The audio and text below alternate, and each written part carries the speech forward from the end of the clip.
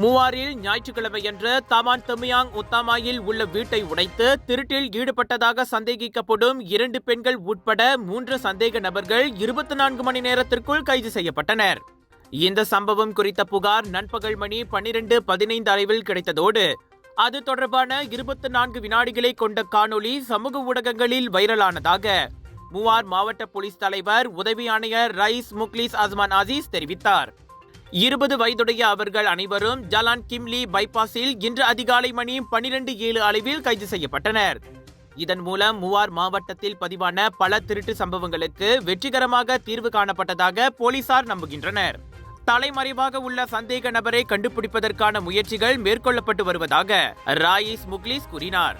Penang கடா பேரா மக்களே, GM Indians பெருமையுடன் வழங்கும் பினாங் குளோபல் பாலிவுட் பஜார் 8 இருந்து 12 ஜனவரி வரை Aeon Big Seberang Jaya Perai Penang viral food ஃபெஸ்டிவலில் 100க்கும் அதிகமான உணவுகள் திரண்டு வாருங்கள், மகிழ்ந்து போவீர்கள்.